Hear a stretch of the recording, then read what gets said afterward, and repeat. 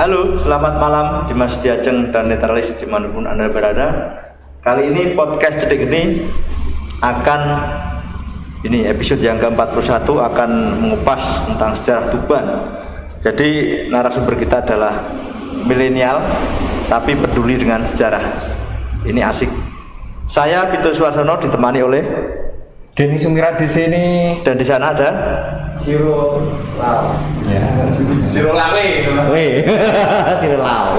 Nah, Dimas Diajeng dan Netralis biasanya kita ini kan ada bos cewek di sebelah kiri. Iya. Tapi Cepat sembuh Rina. Iya. Ini Rina sore-sore renang ini. Sore-sore renang jadinya Sore-sore dia renang. Auto Rombok Jaya. Kesehatannya kelintir di kolam renang. Iya. Ya mudah-mudahan untuk Rina biar lekas sembuh, biar lekas enak badan. Amin. Bisa Ya. lekas Bisa kesini bergabung lagi. Betul. Ya. Nah, sebelum kita membahas tentang teropong sejarah, ada satu lagu dari Cak Siro. Monggo, Cak. Iya. Apa lagu ini? Baik, lagu ini judulnya Tidak Perawan Lagi. Apa ini karena milenial ya? Ya, ada kaitannya juga sedikit ya. Karena yang namanya sejarah itu sesuatu yang pasti berubah ya. Jadi bisa benar atau tidak, tapi yang jelas segala sesuatunya kalau berubah, ya apalagi bumi ini sudah berubah ya, banyak yang berubah, nggak asli lagi. Itu yang nanti akan dijabarkan oleh narasumber kita hari ini. Oke, baik. Iya. Dimas Diajeng dan Netralis. Narasumber kita kali ini adalah Prayuda Wira Utama. Ya, selamat datang. Dari mana ini? Dari sini saja. Teropong ya, teropong sejarah ya. Teropong sejarah. Oke. Apa yang di teropong sejarah itu?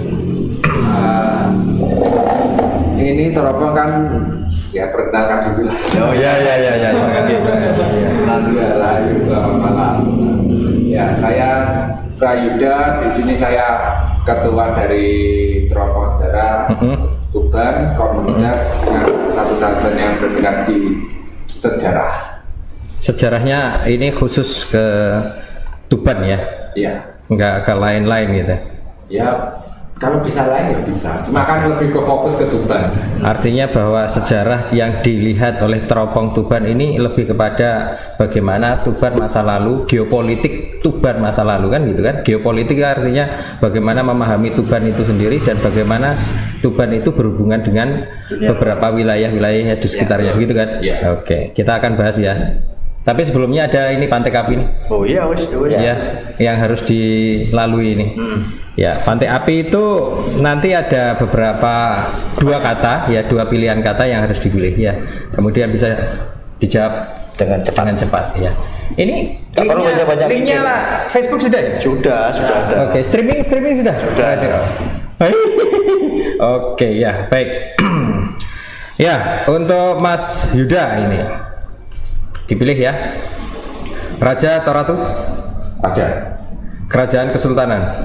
Kerajaan. Masa atau waktu? Masa. Tokoh atau data? Tokoh. Lisan atau tulisan? Lebih ke tulisan. Fakta atau peristiwa? Fakta. Sinkronik atau diakronik? Sinkron. Progresif atau moderat? Progresif. Ke hulu atau ke hilir? Ke hulu. Sangsekerta atau Kawi? Kawi. Oke. Saya sudah lupa. Oke. Ya itu ya. Dari jawaban-jawaban dari Mas Prayuda, ketua dari Teropong Sejarah. Ya, Teropong Sejarah Tuban. Mas Pipit mau membuka dulu atau Sudah dibuka dari tadi. Oh, sudah dibuka ya. Ini Oke. sudah ya, buka di. Tapi saya mau tanyanya ini gini ya. Ya. Namanya teropong sejarah, gitu kan. Padahal orang meneropong itu bukannya di masa lalu atau di belakang. Yang diteropong itu di depan. Kalau masa lalu itu setidaknya spion. Iya kan?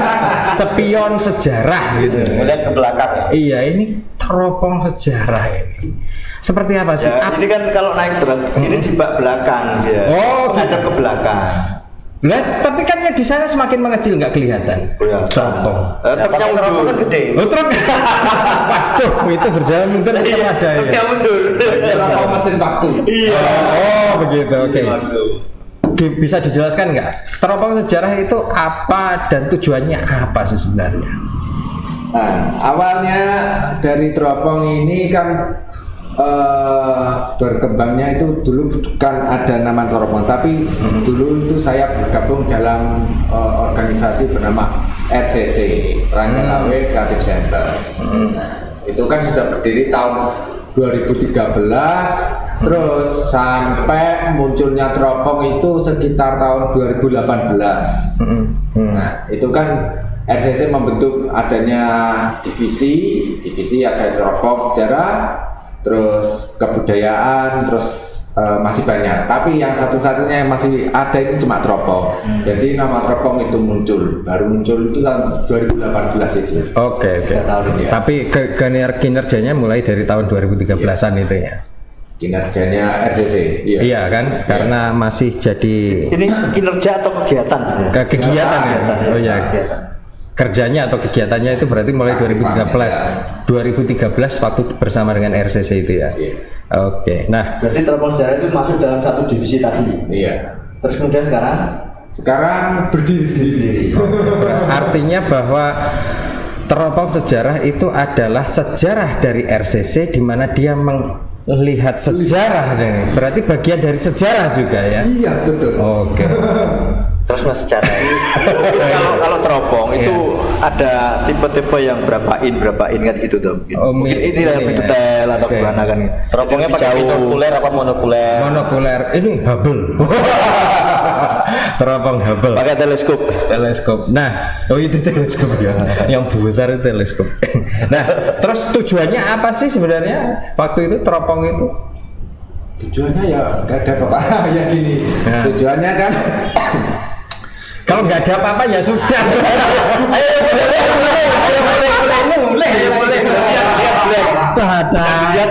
boleh. Iya. Ya. Tujuannya apa? Tujuannya dulu itu kan saya sendiri kan terfokus sama sejarah. Kan RCC itu banyak itu yang dipelajari, itu nggak hanya sejarah saja. Ya ada budayaan, ada tentang keadatan, terus apa semuanya ada. Cuma saya kan waktu itu kan masuk RCC itu tahun 2017. 2017 itu kan saya itu kok tertarik adanya organisasi yang berjalannya ada di kebudayaan dan sejarah itu. Terus akhirnya saya bergabung dan waktu itu masih Mas Angga ketuanya.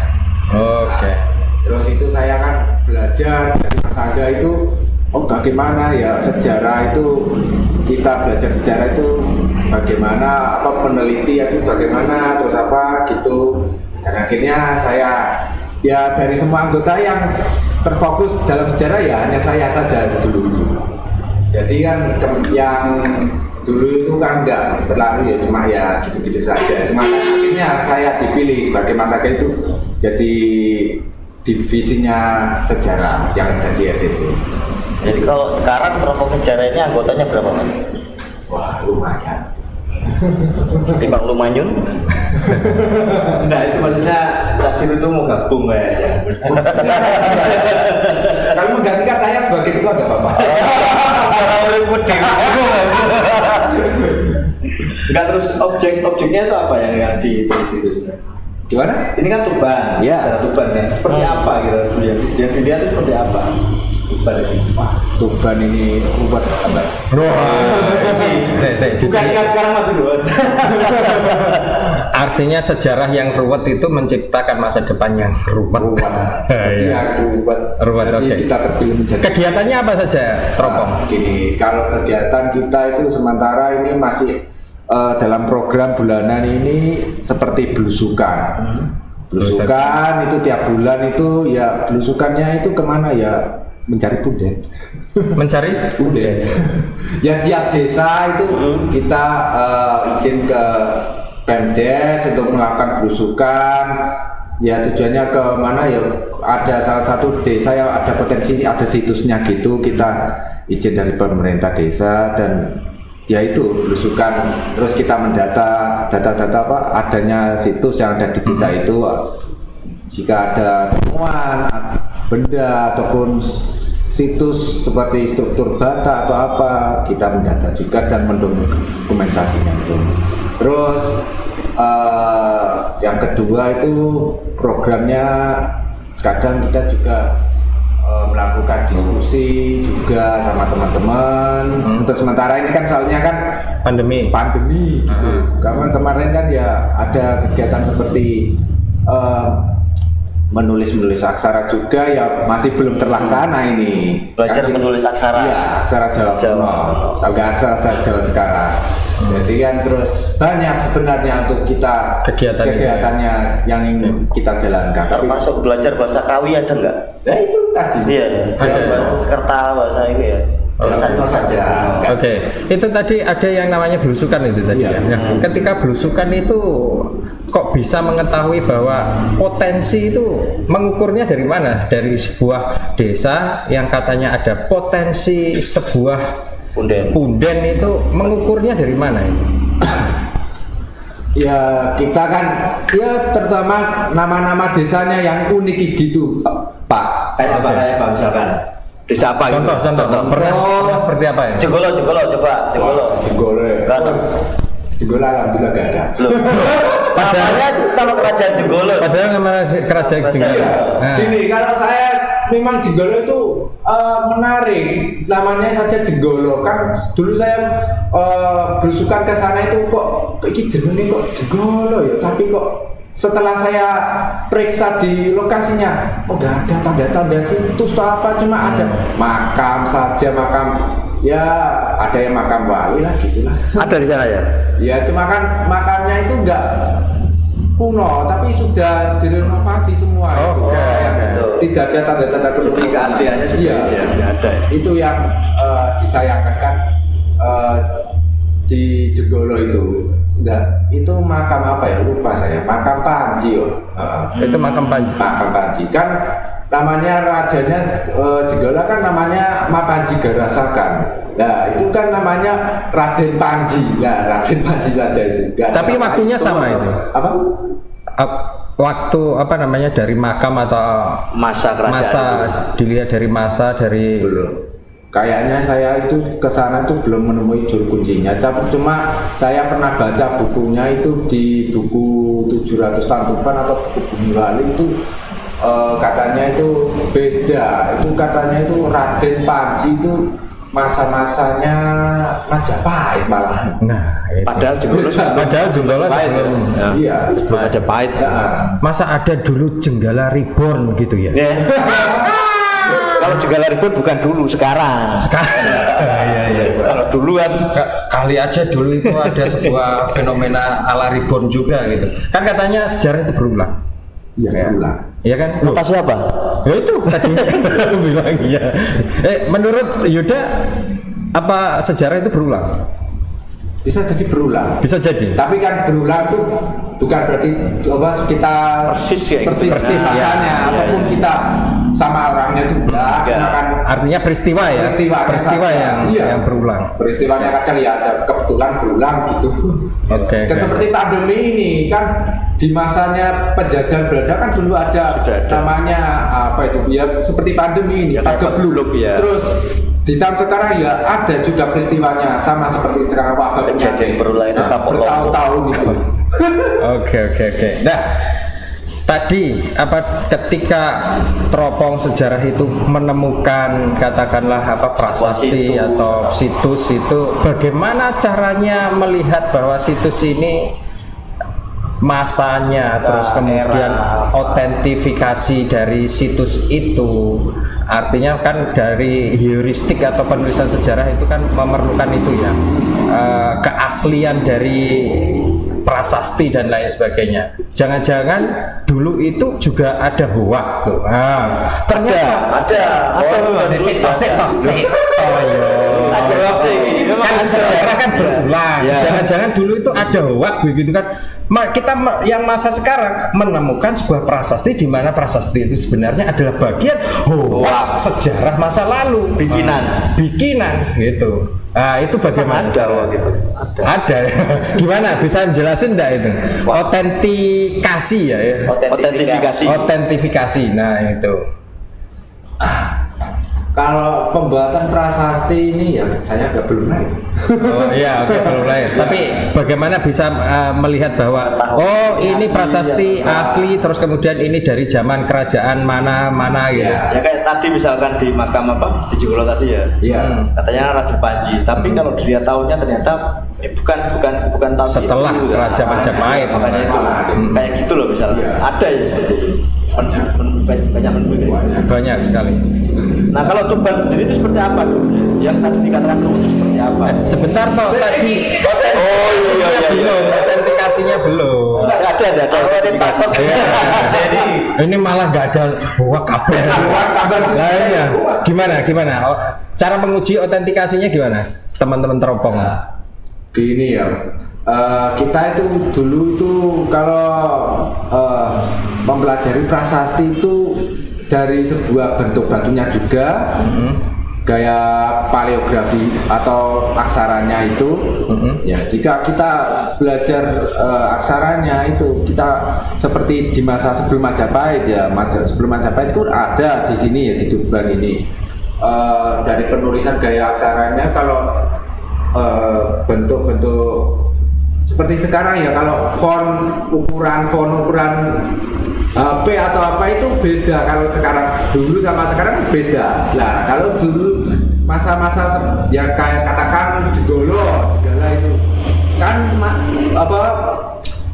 aksaranya di masa Majapahit sama Jogolo itu beda. Cuma ya bacanya ya tulisannya ya aksara Jawa kuno. Cuma kan gaya penulisannya saja itu berbeda. Kalau di masa Jenggala itu ataupun masanya Erlangga itu lebih aksaranya itu lebih lurus, tegak, terus ukurannya itu lebih kecil-kecil.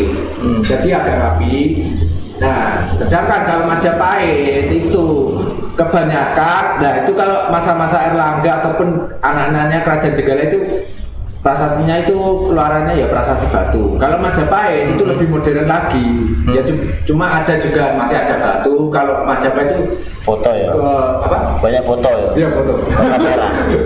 Bata merah kalau Majapahit. Bata merah itu Majapahit. Enggak ada. Ya. Tak kirain beneran. Gini, kalau Majapahit itu kebanyakan itu menggunakan prasasti Tampra.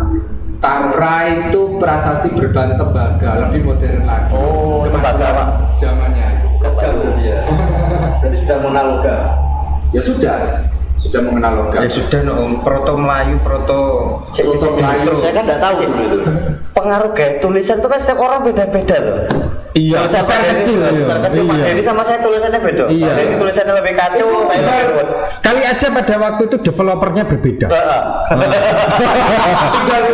Ini kerajaan Majapahit ya rajanya ya. Aku seneng developernya kae. Nah, tulisannya gede-gede. Sesuai rajane ya sesuai beda-beda. Developernya iki ya wis kan gitu. Rajane dhewe jalukane beda-beda. Sejetai Kae jenenge geni ra seneng karo sejarah.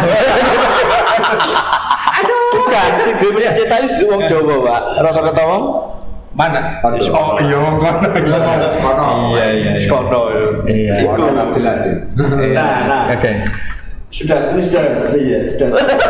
Kalau sudah, saya mau tanya terkait Tuban tadi loh yang dikatakan ruwet gimana? Kenapa? Bagaimana itu ruwet? Sangat ruwet. Sejarahnya atau karakter orangnya atau seperti apa? Gini, kalau ruwet itu bagaimana ya? Kita masyarakat Tuban ini masih, terutama ya masyarakat Tuban ini kan masih tertariknya pada cerita-cerita folklor, mitos atau apa kan semuanya kan memang dari pemerintah lah. Kalau pemerintah lebih maju untuk mengedepankan dari sejarah faktanya itu nggak akan ruwet. Contoh sekarang kan saya beberapa tahun-tahun kemarin atau sekarang itu banyak kejadian-kejadian yang ya disalahgunakan sejarahnya juga ada. Oh gitu. Iya, makanya kan ruwetnya itu kan, apalagi ya kemarin kan baru itu kan masih sebelum pergantian pemimpin kan banyak makam-makam wali. Lah ini kok bingung saya, kadang ada menemukan sebuah arca ataupun benda apalah gitu. Mendadak saya tanyakan ke warga setempat, ini apa namanya yang gini? Oh ini batu ini peninggalan ini pas sujudan wali. Iya. Terus ada lagi terus ini makamnya wali. Itu padahal itu sebelum jadi makam itu dulunya itu saya pernah lihat itu ada struktur bata merah itu Di situ ya. Iya, ya terus jadi makam akhirnya. Kebanyakan kan di Tuban ini nggak tahu ya coba contoh di Candi Bulu Jawa Bancar itu. Ya. Nah itu kan kejadian itu tahun 2013, 2014 itu nggak salah itu ada arca yang hilang. Nah, itu kan bukan kita sudah melaporkan ke pihak pemerintah ataupun pihak instansi dari BPJB, Dinas Pariwisata Budayaan ini. Kalau ada situs ini yang perlu diselamatkan, dan pada akhirnya pun ada arca di sana pun juga hilang, entah kemana itu sampai sekarang itu Moskwa. Moksa. Itulah Rusia. Rusia dari sini. Moskow itu Mas. Itu Moskwa itu Polandia. Follow the Moskwa. Kepiting. Apa Scorpion iya. Ceking. Itu berarti habis dari sini kali ya. Moskwa. Mos. Hidup Jawa. Terus gini ya. Alat penelitiannya tuh apa teropong sejarah ini? Belum punya. Ya untuk saat ini kita punya itu alat tuh skala meter.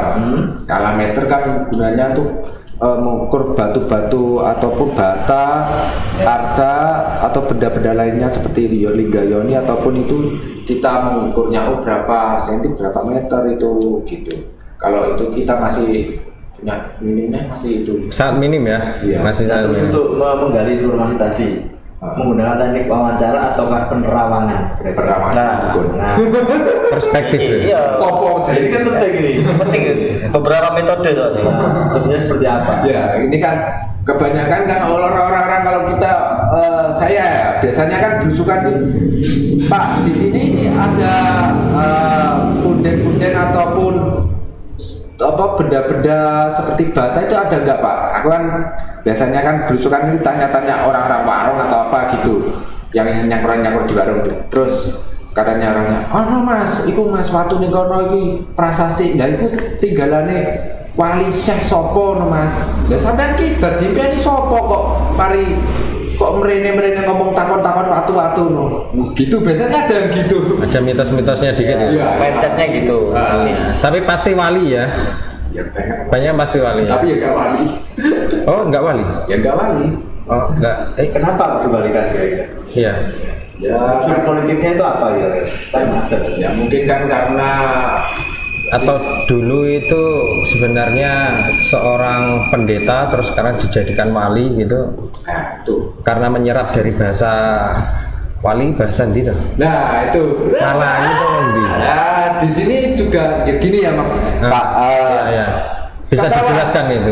Kata wali itu sebenarnya itu sebelum Islam jauh datang ke Jawa itu kata wali itu sudah ada di masa kerajaan dulu.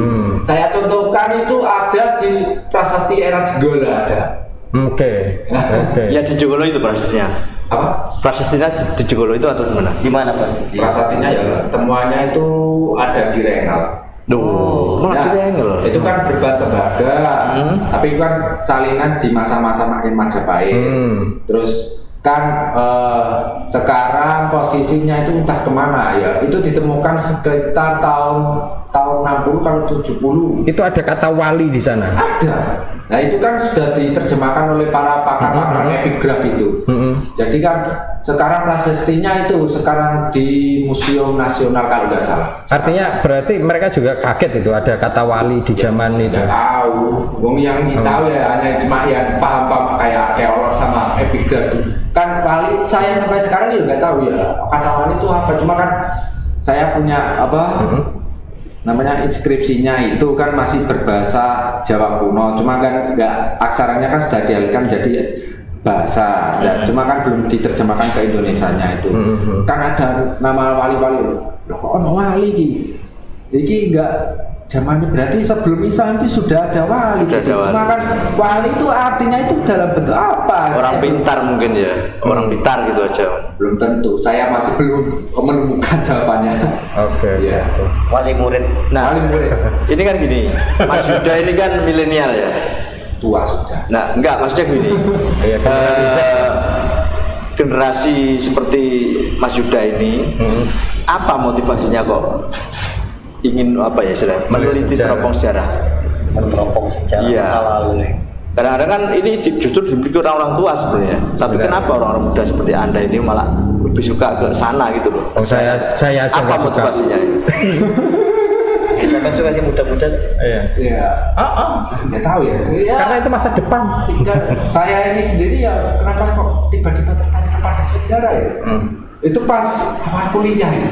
Oh, awal kuliah itu sebenarnya sudah senang sama Enggak, sejarah. sebenarnya itu sekolah. Tapi cuma kan sekolah itu cuma ya nggak terlalu mempelajari sejarah itu nggak ke daerah Tuban itu. Malah zaman penjajahan itu. Kalau di sekolah kan akan dipelajari seperti itu. Terus kok saya kalau lebih tertarik kok dari film-film kolosal kok menarik itu kok ada film-film kolosal kok menceritakan perang Galawe, Gajah Mada ataupun apa itu. Saya coba menonton terus mempelajarinya juga, dan itu saya mulai tertarik. Terus jadi saya kok merasa bagaimana ya, kok Tuban ini sejarah kok nggak begitu terkenal ya, kok yang terkenal hanya perang Galawe sama wali saja. Padahal saya coba lagi ya tanya ke teman-teman yang ahli-ahli sejarah, kontaklah. Terus sejarah Tuban banyak ini saya punya ada bukunya. Terus di perpustakaan kan saya dicarikan ke perpustakaan ada buku Tuban itu. Ini banyak sejarah-sejarah yang diangkat di Tuban ini selain wali-wali Galawe, dan itu saya mulai tertarik. Gini ya, jadi saya itu mosok kok aku ini wong Tuban ini kok orang ngerti sejarah Tuban gitu saya.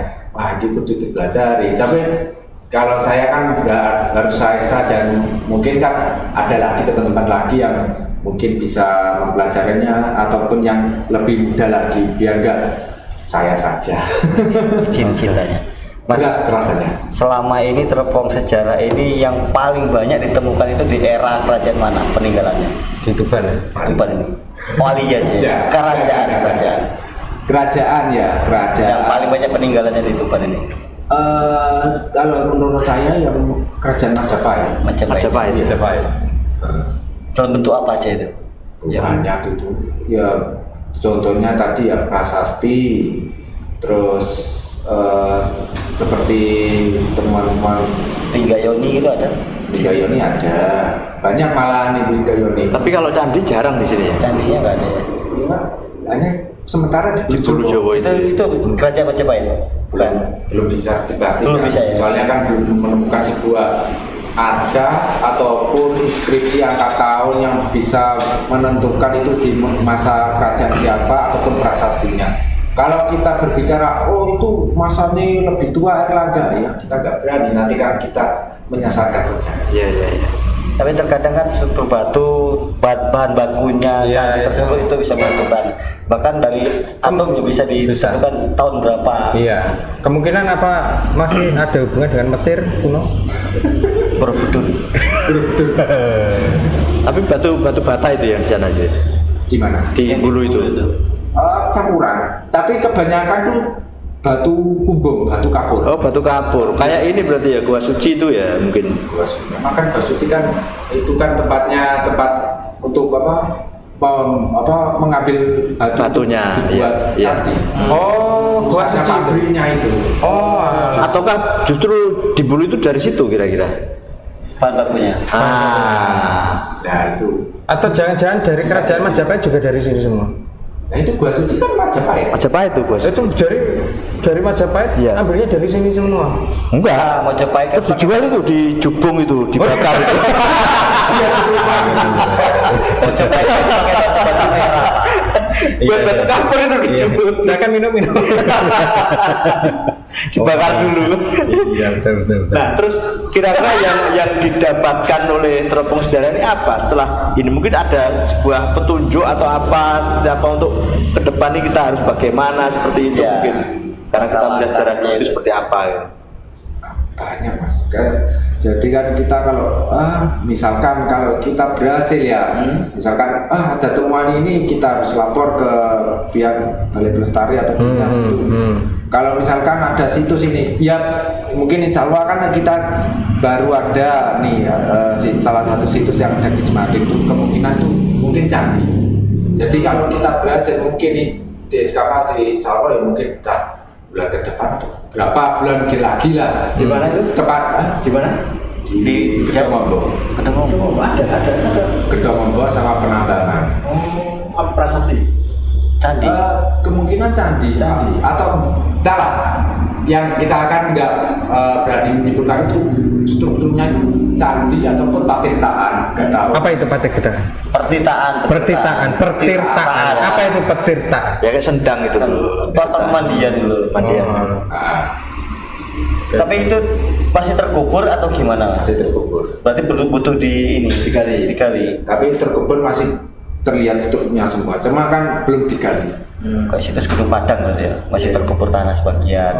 Hanya nyembul dikit ya. Siap itu eskavator diambil aja. Oh iya, rusak, Bos. Ini gitu. tugasnya Mas Wicaksono ini. Iya. Mas Ucol. Iya. Ya. Siap. Nah, berarti gini, kira-kira kesimpulan dari semua yang di teropong sejarah itu seperti apa kesimpulan ketika melihat sejarah dulu Tuban itu seperti apa gitu? Harapannya sekarang seperti apa terhadap Tuban? Harapan kita ya, misalkan kita ingin sekali khususnya di Tuban ini kita punya harapan untuk apalagi kan di sini kan Tuban baru memulai pemerintahan baru, dimulainya pemerintahan baru ini kan berganti slogan dari Bumi Wali menjadi Tuban Berbudaya. Oh, Tuban Berbudaya ya.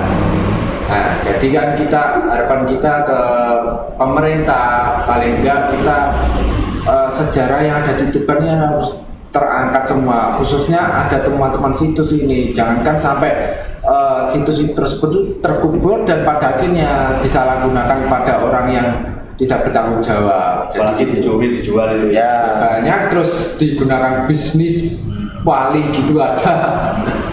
Ya cuma kan ada banyak itu dari dulu itu. Cuma kita nggak tahu ya, yang cuma satu-satunya ini situs ini yang saya selamatkan ini. Yang awalnya dulu dibuatkan cungkup, dikiranya itu makam, terus mendadak ya ketahuan saya ya akhirnya ya diberhentikan itu. Terus saya ya di Kedongombo itu. Ya. Itu Tuban berbudaya apa sih? Berbudaya demokrasi itu berbudaya apa sih? Luas, berbudaya politik. Berbudaya. Baik. Enggak, takutnya oligarki dan hegemoni lah. Oh, dulu belum ada itu. Oke. Adanya Sembuni, Pak. Masa depan sama. Ya Sembuni itu kan oligarki. Oh, iya, oligarki. Baik, Dimas Diajeng dan Italis menarik. Ya. Ini kaum milenial yang membahas apa masih banyak yang harus kita gali sebenarnya. Ya. Tapi karena waktu kita nggak bisa lama-lama lagi, mungkin ke depan bisa kita gali lagi seperti apa secara Yang digali belakang. Iya. Kalau di belakang paculnya di belakang. Sejarah, Mas. Di belakang nih. Spion. Jadi spion. Oh iya, spion lah iya. Nah, aku arep gawe nek ngono. Apa Spion sejarah Tuban. baik Dimas Diajeng dan Literalis. Oh iya. Podcast Cedik Geni yang ke-41 ini didukung oleh Seafood Putra Ronggolawe, tepatnya di dekat Compreng sana. Kita mau sana belum sana Iya. Nah, Nanti ada ini aja loh malam ini. Ada Piton Adventure. Mumpung Rina nggak ikut juga. Ada, tapi Rina ikut. Yang Rina Fashion. Oh Rina Fashion. Oh Rina Fashionnya yang ikut ya. Dan juga Elson. Oke, baik kita akhiri sampai di sini bahwasanya sejarah adalah milik pemenang. Podcast Cedek di